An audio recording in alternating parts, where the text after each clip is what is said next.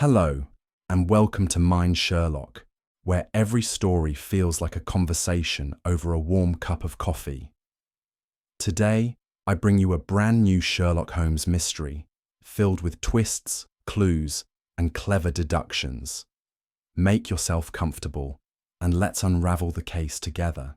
And if you'd like, leave a quick comment and tell me where you're joining from. It's always a pleasure to know where our little detective community is tuning in from. Now, let's get started. It was upon a damp and dreary November evening that I once more found myself beside the fire in our sitting room at 221B Baker Street, watching the thin stream of smoke rise languidly from Holmes's long clay pipe as the rain tapped steadily at the window panes like a patient knuckle. The lamplight threw warm shadows upon the faded wallpaper, and the familiar scent of old paper, tobacco, and London soot hung in the room like a well-worn coat. Holmes was in one of his introspective moods, lounging in the armchair opposite, his fingers steepled beneath his chin and his gaze fixed somewhere in the middle distance. He had declined both the newspaper and supper, which I took as evidence of an idle intellect hungering for stimulus. "London," he murmured at length, "is never more interesting than when it pretends to be asleep. The city conceals its truest eccentricities in the fog and the rain." I smiled, recognizing the tone of a man sniffing the air for the scent of a case. As if on cue, there came the sound of quick footsteps ascending the stairs, followed by a hesitant knock at our door. Holmes did not move. "Enter," he called simply. And so began the singular affair that would come to be known in my notes, and now in these pages, as the case of the bleeding statue. The door creaked open to admit a young man, no more than 25, soaked to the bone and visibly perturbed. His garments bore the dust of travel, and his hat, clutched tightly in trembling hands, dripped upon the floorboards without his noticing. "Mr. Sherlock Holmes?" he inquired, his voice edged with restrained urgency. Holmes gestured to the vacant chair beside the hearth. "Pray, be seated. You appear to have had an unpleasant journey. I trust your concern outweighs your discomfort."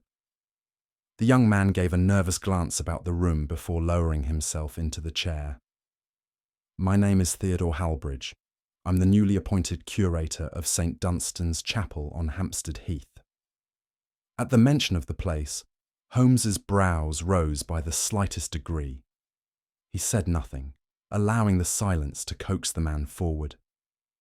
"I would not have come under ordinary circumstances," Halbridge continued. "But what has transpired within those old walls defies every rational explanation. I fear something is terribly wrong." He paused, his hands clenched in his lap. I observed the pallor of his face and the weariness that clung to him like his rain-sodden coat. Holmes leaned forward.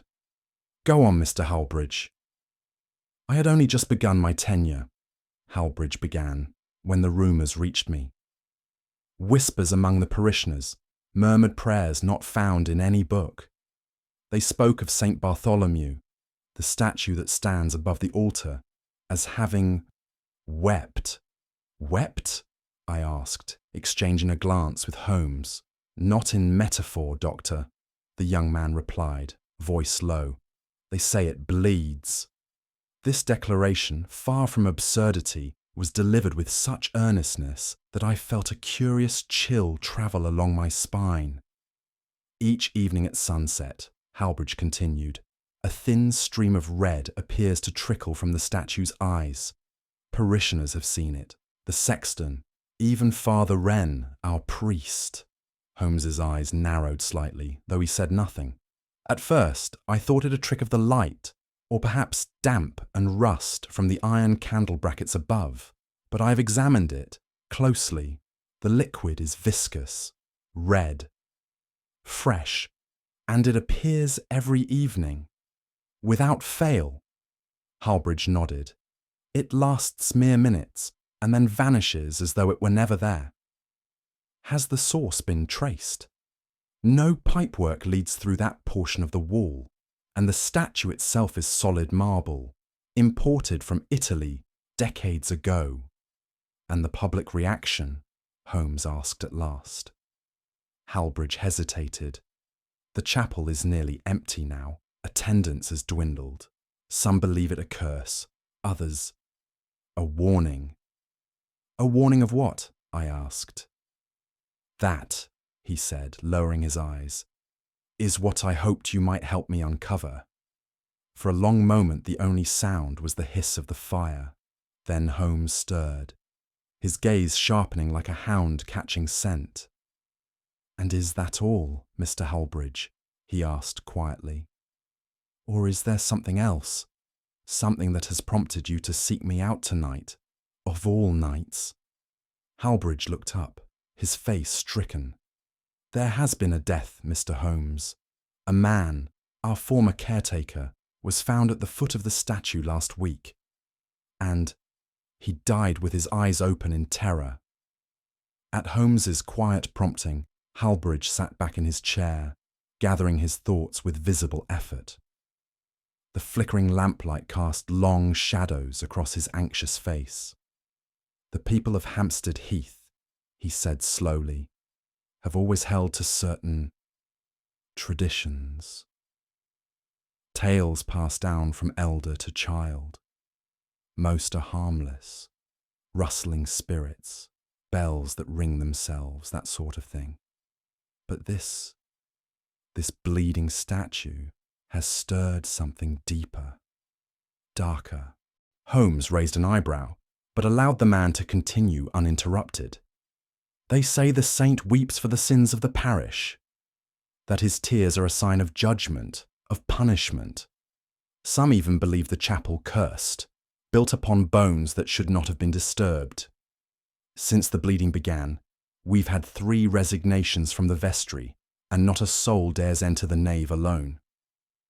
"And you, Mr. Halbridge," Holmes asked softly, "do you believe in this judgment?" "I believe," Halbridge replied, voice taut, "that fear is more contagious than any plague, and far more destructive. If this continues, I shall have no congregation left at all. Worse still, I fear something real may lie beneath the superstition, something that has already claimed one life." The silence that followed was weighty, broken only by the soft hiss of the fire. "Tell me about the death," Holmes said, his voice scarcely above a whisper. Halbridge nodded grimly. "The caretaker, Mr. Emmett Joyner. He'd been with the chapel nearly 2 decades, a quiet, solitary sort. He was found just over a week ago, lying at the base of the statue, eyes wide open, mouth agape. No sign of violence, no wound. But something had frightened him, badly. Cause of death? The local doctor recorded it as heart failure, but I saw him myself. He looked as though he had seen something dreadful." Holmes leaned back, steepling his fingers. "Fear is a curious thing," he mused. "It can conjure phantoms and silence tongues." His eyes flicked to the window. The rain had lessened, though the gloom remained. "You were right to come, Mr. Halbridge," he said at last. "There is something here." Holmes rose and crossed to the window, peering into the street below. A marble statue, a nightly appearance of blood, a man found dead with terror etched upon his face. And now a community undone by whispers. He turned to face us, and in the dim glow of the hearth, I saw that unmistakable gleam of purpose in his eyes. "We shall visit St. Dunstan's chapel tomorrow, Watson. There is more truth in stone than in superstition, I fancy, and I intend to hear it speak." Halbridge exhaled in quiet relief. Holmes extended his hand. "Rest easy tonight, sir. You have my attention." We departed Baker Street the following afternoon, beneath a lowering sky. The sort that presses itself against the city with sullen weight. The train to Hampstead Heath was slow and rattling, carrying with it the muffled scent of damp wool, coal smoke, and the first hints of frost. Holmes was uncharacteristically silent for the bulk of the journey, his gaze turned inward as he tapped a rhythmic pattern against the armrest with the tip of his index finger, a habit I had come to associate with a deep thought. Only once did he speak, and then only to murmur, "Marble does not bleed, Watson. Therefore, someone wishes it to appear so. The question is, why?" Upon alighting at the station, we were met by Mr. Halbridge, whose expression bore fresh lines of strain. A carriage conveyed us through narrow, mist-cloaked lanes toward the outskirts of the heath, where even the trees appeared to lean away from the road, as though repelled by whatever lay at journey's end. The fog thickened as we climbed the final slope, and it was with a certain grim anticipation that I glimpsed the outline of St. Dunstan's chapel, a brooding silhouette against the waning light. "It is older than I imagined," I remarked. "Age has a way of acquiring myth," Holmes replied, stepping down from the carriage. "Let us see if it has also acquired deceit." There was an oppressive stillness that seemed to settle over us the moment we crossed the threshold of the chapel grounds, as though the air itself held its breath. I could not shake the impression that we were being watched, though the courtyard lay empty, and the only sound was the crunch of damp gravel beneath our feet. St. Dunstan's was a curious structure, its Norman origins evident in the rounded arches and thick, lichen-covered walls, while later additions had layered it with Gothic ornamentation, including a bell tower that leaned ever so slightly, like a weary sentinel. It had the look of a place left behind by time and attended only by shadows. Inside, the nave was narrow and dim, the few remaining stained glass windows casting fractured light across the flagstone floor. The air was tinged with incense and the must of age-old stone. Halbridge guided us forward without a word, his steps echoing like whispered warnings. At the far end of the chapel, set within a modest alcove, stood the statue of St. Bartholomew. Even in stillness, it commanded a curious reverence. The saint was rendered in exquisite detail, his expression serene, hands outstretched, a scroll in one and a blade in the other, symbolic of his martyrdom. Holmes approached it slowly, his eyes sharp and unblinking. "Carrara marble," he murmured, running a gloved hand along the robes. "Italian, likely 19th century. An odd commission for such a modest parish." Halbridge nodded. "Donated by an anonymous benefactor," he said. Holmes inclined his head thoughtfully. "Indeed, and yet here it stands, a saint whose tears command fear." As if summoned by the very notion, Halbridge gestured toward the statue's face. "There," he whispered. I leaned closer and beheld two faint crimson trails descending from the saint's eyes, subtle yet unmistakable. The streaks were fresh enough to glisten in the chapel's muted light. Holmes withdrew a lens from his coat and examined the markings with practiced care. "Pigment. Number this is liquid," he muttered. He brought a handkerchief to the statue's cheek, blotting gently. The cloth came away stained red. "It appears daily?" he asked. "Shortly before sunset," Halbridge confirmed. "It emerges slowly, like tears. Then it vanishes before nightfall. There is no source, no trick of candlelight. We have searched." Holmes examined the eyes more closely, then stepped back, scanning the statue's base and the surrounding floor. "The workmanship is excellent, seamless, yet—" He tapped gently at the saint's chest. "Hollow, perhaps. Watson, observe the plinth. Do you note a slight misalignment at the left corner?" I crouched, as instructed. Yes, I said, barely visible, as though the stone has shifted. Or has been moved, Holmes replied. He rose and turned to Halbridge. Do you lock the chapel at night? Always.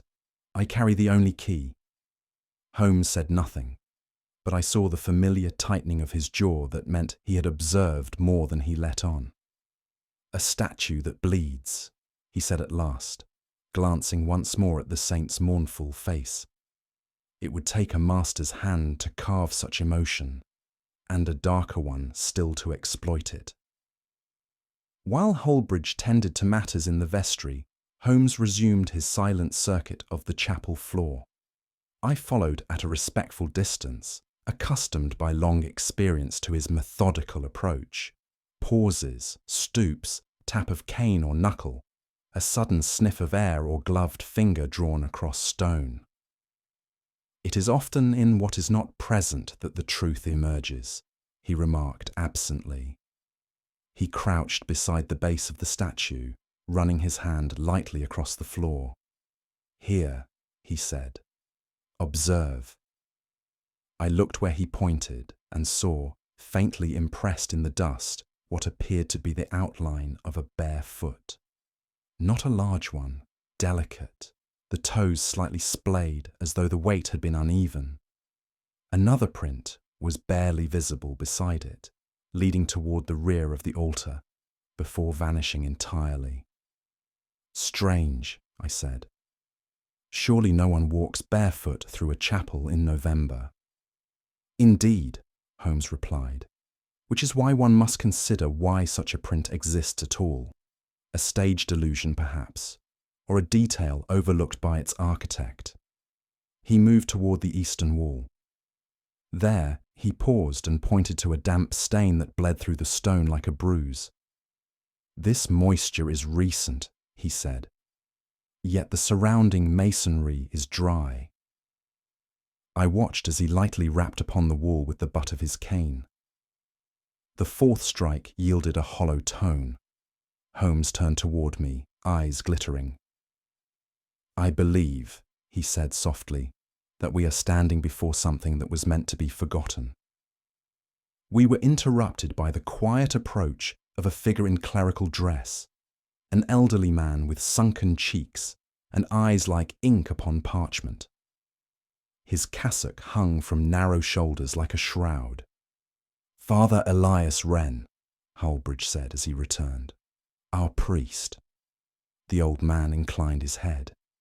You have come to investigate, he said. I do not begrudge it, though you may find more than you seek. Holmes regarded him. And what precisely do you believe we shall find, Father? The priest's voice was low, steady. The statue began to weep, not long after certain items were removed from the chapel's reliquary. Old things that ought not to have been disturbed. The saints speak in silence, Mr. Holmes, but their wrath is not without volume. Wrath, Father? I asked. He turned his solemn gaze upon me. It is written that Saint Bartholomew was flayed for his faith. Pain and sacrifice are the language of martyrs. Perhaps in our modern irreverence, we have forgotten how to listen. Holmes said nothing, but I saw the tick of his fingers, a signal that he had filed the comment for later dissection. We shall take great care, he said. See that you do, replied the priest, for this place remembers its dead.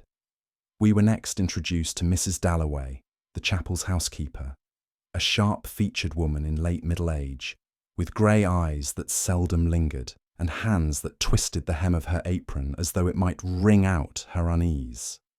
Holmes greeted her cordially. You have been here many years, I gather. 14, she answered shortly. You've seen the statue bleed? Her eyes flicked toward the alcove and back again. Aye, at sunset. Red as the devil's grin it is. I don't go near it now. Has anything unusual occurred besides the bleeding? She hesitated. Footsteps, at night, when the doors are locked. A smell, too, like old iron and something fouler. Holmes watched her narrowly. And have you spoken of this? I've told no one, she said quickly. Folk already think the place cursed. Best not stir the pot. I find, Holmes said gently, that truth, like smoke, rarely stays buried long. She swallowed hard and looked away. Holmes said no more, but I caught the faint lift of his brow. Her fear was not of saints or superstition, but of something altogether more tangible. We found the groundskeeper, Mr. Finch, behind the chapel, gathering firewood beneath a copse of leafless trees. He was a stout man with a rough face and eyes that regarded us with cool indifference. "You'll be the detective," he said, not unkindly, but with a faint edge of derision. Holmes nodded. "And you maintain the chapel grounds?" "I do what's needed." "You've heard the stories, I presume?" "I've heard old women talk. Statues don't bleed, sir. Not unless someone wants them to." "A sensible view," Holmes said. "And do you know who might want such a thing?" Finch met his gaze levelly. "I mind my work, sir. What happens inside the chapel is not my affair." Holmes tilted his head. "But you have a key to the back entrance." Finch's jaw tightened. "For maintenance. Only ever used it when asked." Holmes offered a faint smile. "Indeed. One must be cautious, Mr. Finch. It would be a shame if sacred ground were misused." Finch said nothing more, but as we turned away, I saw his hand clenched tightly around the axe handle. "There's more to him," I whispered. "There's more to all of them," Holmes replied. That evening, as we took tea in the modest rectory, Hallbridge brought out an old parish ledger, a crumbling volume bound in flaking leather.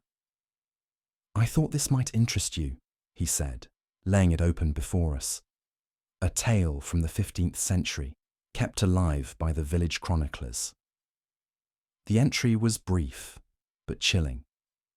Brother Alric, accused of heresy, sealed within the chapel wall by order of the prior, cried to heaven until silence claimed him. "A monk buried alive," I said, appalled. "Some say his spirit haunts the nave," Hallbridge replied. "Others say his blood soaks the stones beneath."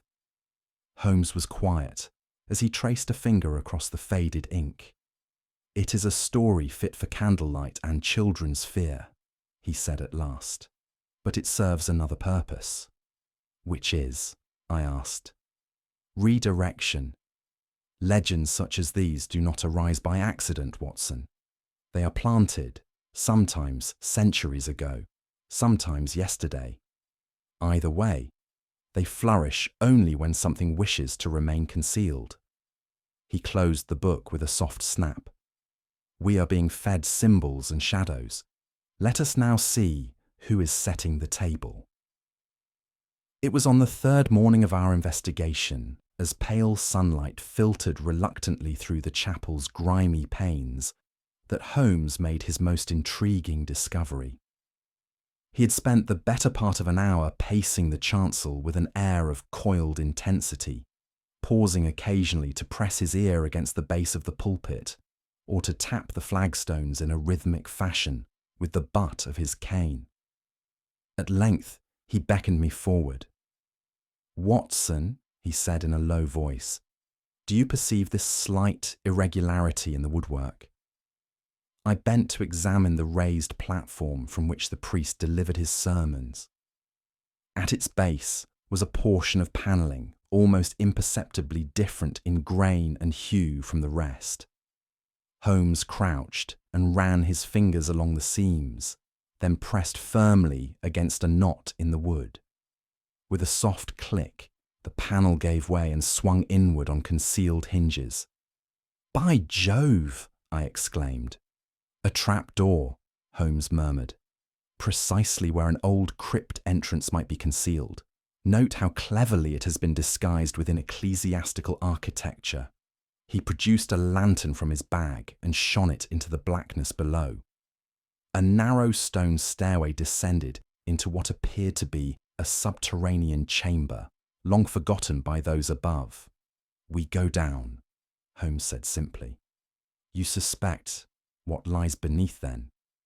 "I suspect that what appears miraculous above may in truth be mechanical, and that the solution to this riddle lies not in heaven, but underfoot." He lowered himself carefully into the gloom, and I followed, the chill of the stones rising to meet us like a breath from the grave. As we descended into that hidden vault, I could not help but feel we had crossed some ancient threshold, not merely beneath the chapel, but into its darkest memory. The air below was cold and close, tinged with the scent of rust, mildew, and something more acrid, like decayed iron or old meat. The beam of Holmes's lantern flickered across rough-hewn walls and low arches, revealing a crude chamber with no ornament or cross. Against the far wall stood what could only be described as a basin, iron, ancient, and stained with a dark residue that had long since dried and blackened. Holmes approached it without hesitation, examining the interior with clinical precision.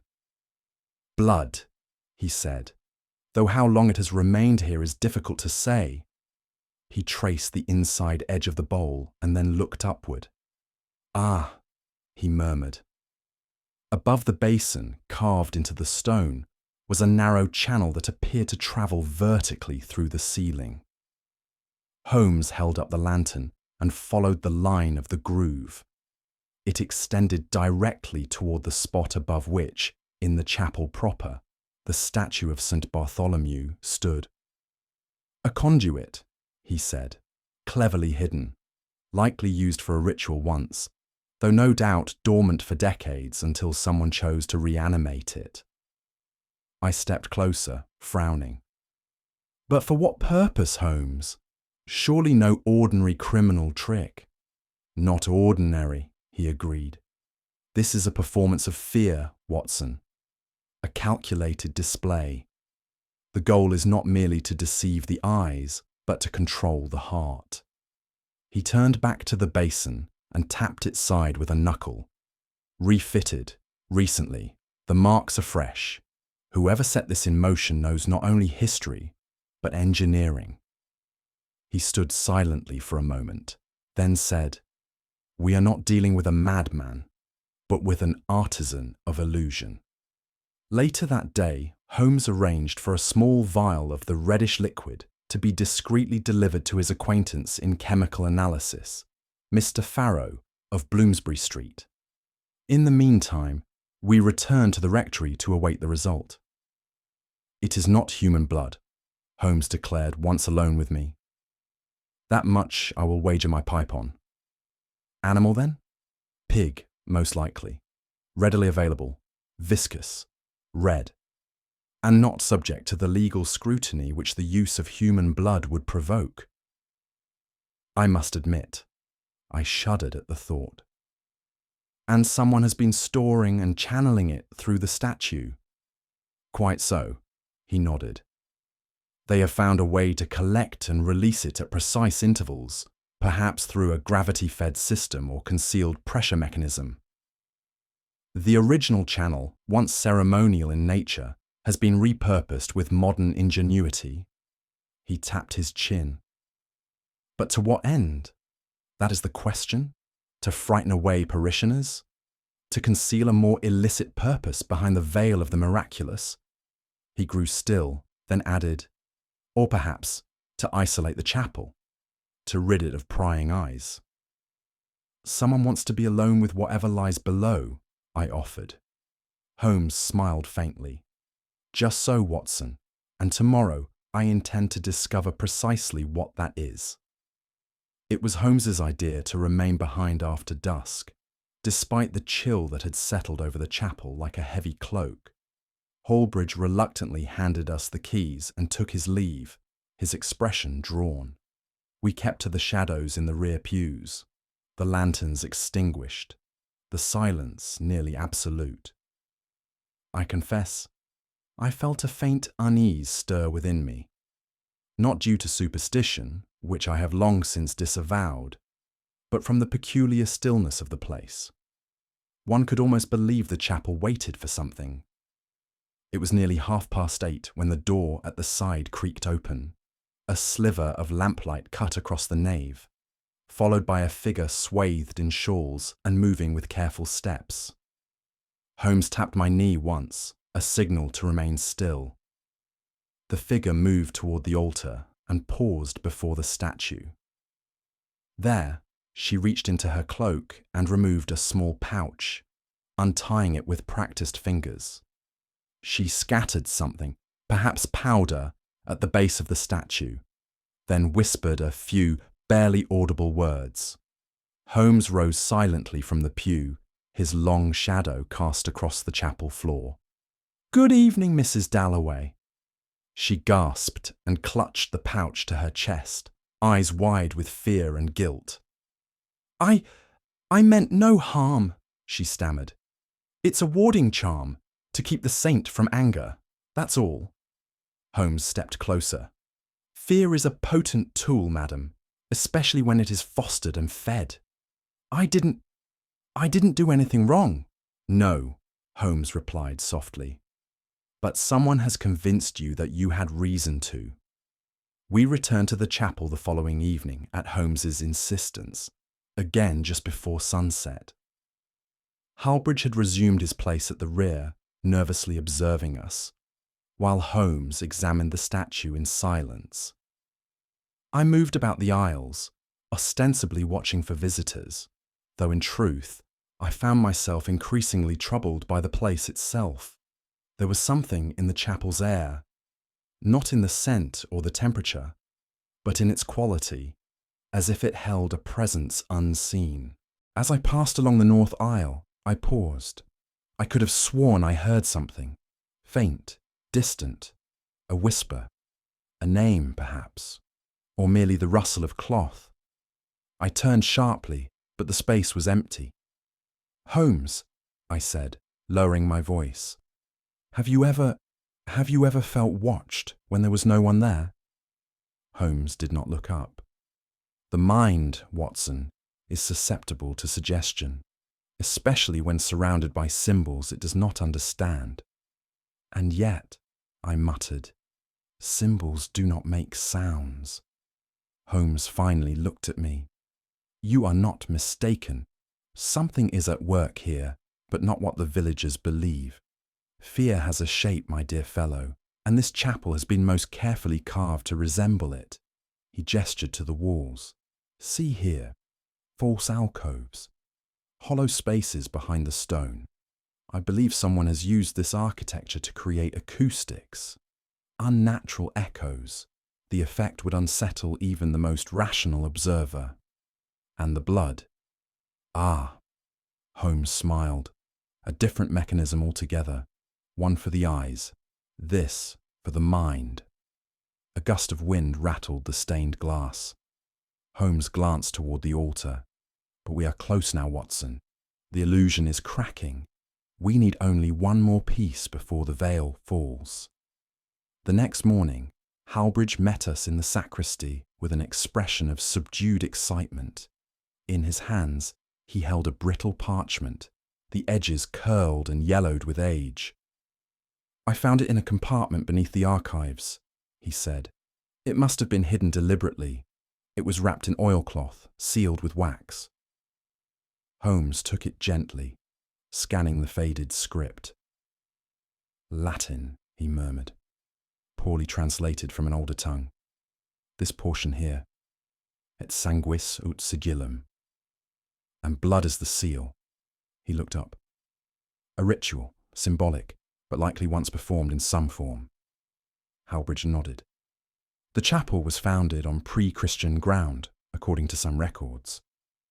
It's possible the original builders incorporated older practices into its design, converted them into symbolic rites." "Indeed," Holmes said, tracing a line on the page. "Here, the sacred image shall bleed at dusk when the offering is made below." "A coincidence?" "Hardly," I said. "The timing matches exactly." Holmes handed the parchment back. "This document is not the origin of the deception. It is the justification. Someone has used this text, perhaps shown it to others, to create an aura of legitimacy around the statue's weeping. Halbridge frowned. But to what end? To clear the chapel, Holmes replied, to drive out interference. With the townsfolk frightened and the priests silenced by dogma, the perpetrator could operate in peace. And what do they seek? I asked. Holmes turned to face the altar. That, he said softly, is the final question. But I believe we are on the brink of its answer. It was not yet 2 days since the discovery of the parchment when we were roused before dawn by urgent knocking at the rectory door. Halbridge, pale and breathless, stood on the threshold. "There's been another death," he managed to say. Within the hour, we stood once more inside the chapel, the grey light of early morning filtering dimly through the eastern window. At the base of the statue of St. Bartholomew, seated against the cold stone steps, was the body of Father Elias Wren. His head lay tilted back, his expression one of frozen terror. A crucifix, clutched tightly in both hands, had snapped beneath his grip, the splintered wood still caught between white-knuckled fingers. "There are no marks upon him," I said after a brief examination. "No wound, no visible trauma. But look at his face, Holmes. He must have seen something ghastly in his final moments." Holmes crouched beside the body, his features carved from stone. "Indeed," he said. "But the question is, what? Or more precisely, whom?" He turned his attention to the statue. No new stains, no blood. The display was not repeated last night. He stood and surveyed the surrounding floor. No signs of forced entry, no footprints other than the priest's own. And yet, he came here. Why? Halbridge, standing near the rear, spoke in a hoarse whisper. He came each morning before sunrise to pray, said it was penance. He believed the saint's suffering echoed his own doubts. Holmes nodded slowly. Then he may have discovered something, or someone feared that he would. He walked a slow circle around the statue, his eyes scanning the base. Then, pausing at a point just behind the plinth, he gave a soft, "Ha!" "What is it?" I asked. Holmes pointed. "Wax, still soft. A candle burned here very recently, close to the mechanism beneath. Someone was here before the priest arrived, and I fear he walked in at the wrong moment." He turned to me, his voice low. "This has gone from theatre to tragedy, Watson. The curtain has lifted, and the cost is now in blood." It was the following evening, and once more we stood within the dim hush of St. Dunstan's chapel. This time, not as observers, but as participants in a carefully laid design. Holmes, with the tacit approval of Halbridge and under pretext of a devotional vigil, had gathered all necessary players under one roof. Mr. Finch had been summoned under the pretext of repairing a leak in the rear wall.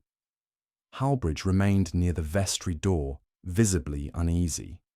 Holmes had said little throughout the day, yet I recognised the heightened precision of his movements, the clipped focus that preceded any decisive manoeuvre. His trap, though not spoken aloud, was already closing. "Stand close, Watson," Holmes murmured to me, eyes fixed on the statue. "And keep your gaze on the floor as well as the saint. What is revealed above is only half the truth." The last light of the sun spilled through the western windows, casting long shadows across the nave. It was then that Holmes made his subtle move, drawing from his pocket a small stick of white chalk, which he applied to the base of the statue in the form of a narrow arc. "To trace the origin," he said simply, "and perhaps catch the ghost by its footprints." The chapel grew still. Even Finch seemed unnerved, glancing about as though expecting the walls to groan. And then it happened. A thin trickle of red began to run from the statue's eyes, slow and deliberate. It caught the glow of the sinking sun and shimmered, as if weeping blood once more. A hush fell across the chapel, but Holmes, his posture unchanging, simply said, "Now, gentlemen, if you would kindly watch your step." He stepped toward the altar, his eyes upon the floor, and the snare prepared in silence began to spring. Holmes crouched near the base of the statue, his eyes fixed upon the chalk mark he had drawn but minutes earlier. A thin rivulet of crimson now traced the curve of the arc, a perfect alignment, as though the tears themselves had obeyed his design. "There," he said softly. "The flow begins not from the eyes, but below." Halbridge gasped. "But it appears—" "Exactly so," Holmes interrupted. "It appears. That is the essence of deception." He rose to his feet and strode toward the altar. "Watson, assist me here, gently now." Together, we removed the heavy altar cloth, revealing a base of ancient wood, its surface worn smooth by generations. Holmes pressed upon one of the carved panels, and with a faint creak, the panel depressed and clicked. A soft grinding followed, faint but unmistakable. "Note the pressure plate beneath the altar," Holmes explained. "Stepping upon it activates a concealed mechanism. Observe the groove running through the base of the statue. That groove houses a capillary tube, fed by pressure from below." "But how?" Halbridge asked, visibly shaken. "Where is the source?" Holmes gestured toward the base. "I believe the blood, pig's blood to be precise, is stored in a narrow reservoir hidden within the base of the statue or its pedestal. The tubing system, rudimentary yet effective, relies upon gravity and compression. A simple bladder, likely replaced each night." I stepped back in astonishment. "So the statue has been made to weep on command?" "More than that," Holmes said grimly. "It has been made to haunt, to terrify, and to obscure." He turned sharply. "Mr. Finch," he called across the chapel, "do step forward. You were in the nave just before sunset yesterday, were you not?" Finch froze, colour draining from his face. I was checking the eaves." "Indeed," Holmes said coolly. "And yet I find wax drippings not from your lantern, but from a small candle placed directly beside the altar's base. Rather convenient positioning, wouldn't you say?" Finch said nothing. His hands curled into fists. Holmes turned to the others. "Gentlemen, this is no miracle. This is artifice. And behind every illusion stands a mind, clever, calculating, and hiding something far more profane than piety." At that very moment, a sudden creak echoed through the chapel. Holmes's head snapped toward the southern wall, where a narrow door, half shrouded by curtain and dust, now stood ajar. "There!" he cried. "Watson! After them!" Without hesitation, we raced across the nave. Holmes in the lead, myself close behind.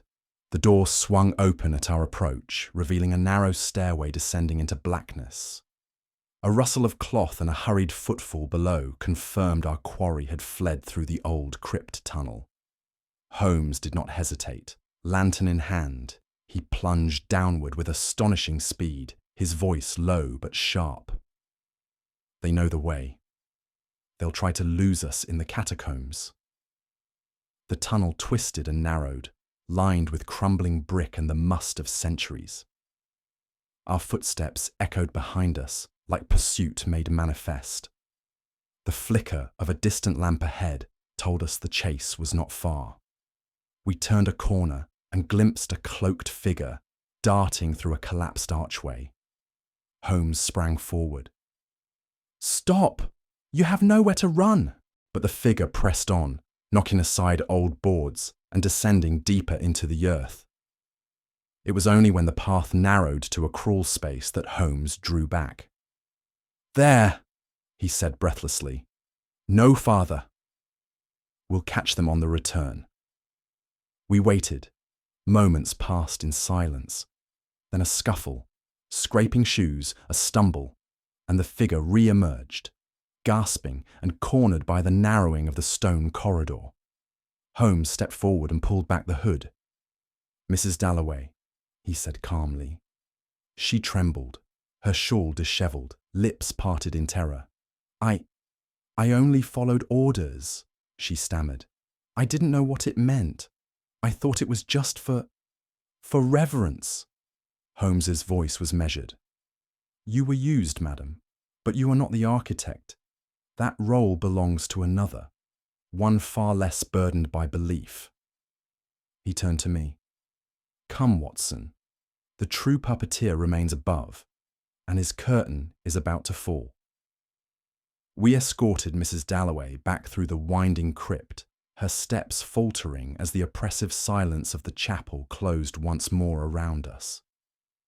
In the flickering lamplight, her features seemed more haggard than before, drawn not by guilt alone, but by fear.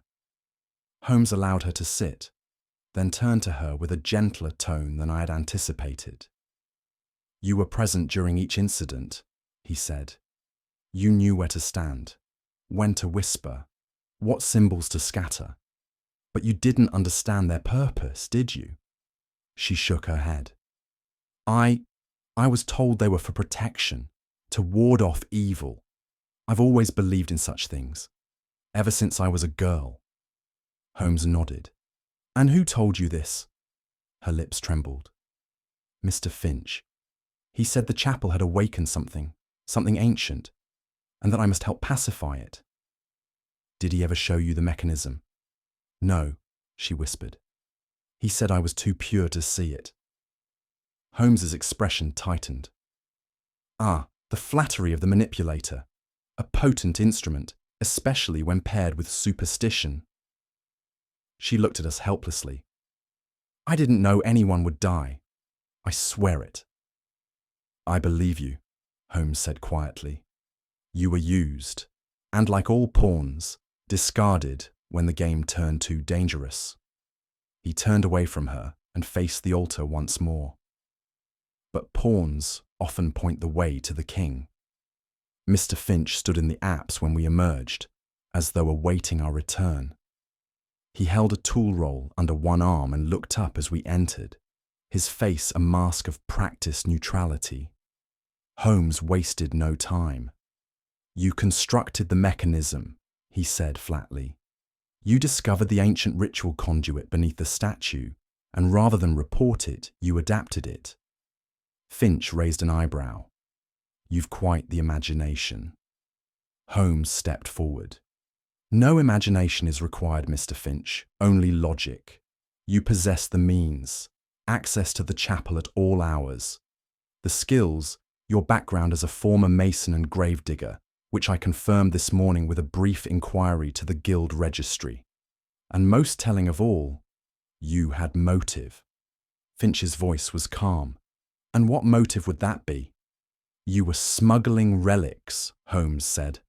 I discovered a broken stone seal near the trap door, a seal belonging to the tomb of Bishop Elric, long rumoured to contain rare ecclesiastical artefacts. The statue's weeping served to scare off the locals and clergy alike, leaving you to extract and sell what lay buried beneath. Finch gave a dry chuckle. You've no proof of that. Holmes turned to me. Watson, would you be so kind as to retrieve the bundle we found in the crypt wall, the one wrapped in linen and bearing the crest of Canterbury? Finch's eyes flared. Holmes nodded slowly. I see the memory serves you better than conscience. Finch dropped the tool roll with a heavy thud. You'll get nothing from me. You've already given us everything, Holmes replied, and your silence, like your ghost, has been unmasked. Holmes gathered the others within the nave as he laid out his final summation, methodical, precise, and unyielding. The bleeding statue, he said, was not divine. but mechanical. The original channel carved centuries ago was part of a symbolic ritual, blood representing sacrifice. Finch re-engineered that symbolism for profit. He gestured toward the altar, a pressure plate, a series of hidden tubes, a nightly refill of pig's blood. He created a miracle to mask theft and to instill fear. "And the deaths?" Hargreaves asked, his voice hoarse. Joyner likely stumbled upon the mechanism. Father Wren, perhaps suspecting foul play, confronted it and paid the price. Finch needed secrecy, and when superstition failed, silence was enforced. He paused, and for a moment, the chapel was still. In the end, Holmes concluded, this was never about sainthood. It was about stone and gold and greed. I looked toward the statue, now silent, its tears dried. "Fear," Holmes said softly, "is the oldest currency, and the most easily spent." It was shortly after Finch's arrest that Holmes convened a final gathering in the rectory, joined by Hargreaves, the local constable, and myself. The evening was still and grey, and the chapel, now locked and stripped of its superstition, stood silent beneath the window. Holmes, calm and deliberate, stood by the hearth with the air of a man winding a timepiece he alone understood. "I presume," he began, "that you would all appreciate the precise order of this affair." Hargreaves nodded solemnly. "It would do us all good, Mr. Holmes, to know how far this deception ran." Holmes inclined his head. "The mechanism beneath the statue is of considerable age, centuries perhaps, originally designed to serve a symbolic function during ritual observance. Blood in such rites would have been offered as a mark of reverence or sacrifice. The channel beneath the marble is not a fraud in its origin, but its revival and subsequent adaptation most certainly is." He folded his arms. "Mr. Finch, an opportunist by trade and grave robber by past vocation, took advantage of both the superstition and the chapel's decaying isolation. Upon his employment here, he discovered the ancient system, unused, forgotten, and dormant. Rather than report it, he chose to improve it," I interjected, "with the reservoir of pig's blood and pressure plate." "Precisely, Watson. A mechanism simple in function, but theatrical in effect. He created a phantom, one that would unsettle the congregation, and more importantly, drive them away." He turned to Hargreaves. "And you, sir, were the unfortunate obstacle, a man of logic, in a place ruled by fear." "Finch knew he could not intimidate you directly, so he applied pressure indirectly. Joyner, I suspect, came too near the secret and was frightened, perhaps even threatened, into silence. His death, likely from fright, served as the perfect foundation for legend." "And Father Wren?" I asked quietly. "His death was the final line," Holmes said. "He suspected the truth and confronted the illusion. Finch, fearing exposure, ensured the priest would never speak again." He glanced out toward the chapel. "But illusions, however grand, fade beneath scrutiny, and this one, despite its crimson veil, was no exception." Holmes turned from the window, his voice lowering as he addressed us with a quiet intensity that never failed to command attention. "Superstition," he said, "has ever been a most obedient accomplice to crime. Unlike facts, which must be weighed and measured, superstition requires only suggestion and a mind eager to believe." He gestured toward the chapel beyond.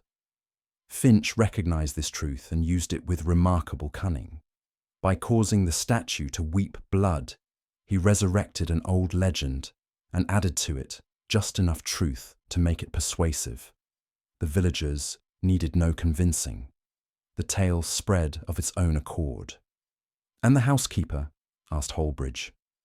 "Mrs. Dalloway," Holmes replied, "was both a victim and an unwitting conspirator. Her beliefs made her susceptible. Finch did not need her help to operate the mechanism, but he needed her testimony, someone to whisper of candles, wards, and whispers in the dark. In her mind, she was warding off evil. In his, she was advertising it. I could not help but shake my head. And all for what? For relics buried in forgotten tombs? Holmes inclined his head. Indeed, we found in Finch's possession a set of ecclesiastical rings, a chalice engraved with Latin inscriptions, and a reliquary fragment believed to belong to the 13th century Bishop Elric. Items of immense historical value, and to the unscrupulous collector of even greater monetary worth. And the bleeding statue? Halbridge asked. Do you believe he would have kept it going? Holmes gave a faint smile. Only so long as he required solitude. The moment scrutiny returned, he would have let the tale die, blaming time or divine whim for its cessation. He looked at me then, his expression unreadable. In the end, Watson, it was not a ghost that haunted St. Dunstan's, but the oldest of sins, greed, cloaked in reverence and fear. Holmes's gaze returned once more to the grieving housekeeper, who sat with her hands folded tightly in her lap, her eyes red-rimmed but dry. Mrs. Dalloway, he said, was no more than a pawn in Mr. Finch's elaborate masquerade. He required not merely a presence within the chapel, but a believer, someone who could give voice to the inexplicable, to weave shadow into certainty. She served that purpose unknowingly and thoroughly. I thought I was helping, she whispered. Truly I did. I never imagined it was a lie. I only feared what I could not explain. Holmes nodded. Fear thrives best when cloaked in ignorance, and in your case, madam, it was ruthlessly exploited. She bowed her head, but offered no protest. It was Halbridge who then spoke. And Father Wren? Holmes's expression darkened. The priest began, I believe, with faith, but was not blind to truth. The night before his death, he entered the chapel long after the doors had closed. Whether he had discovered the mechanism or merely sensed deceit, I cannot be certain. But I suspect he confronted Finch, and Finch, fearing exposure, acted with cowardice and cunning.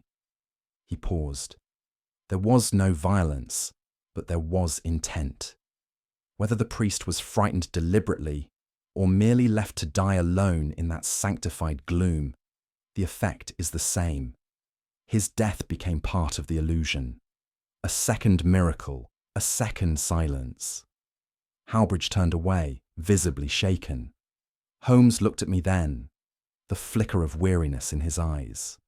There is tragedy in every deception, Watson, not merely in the crime, but in the hearts of those drawn into its orbit.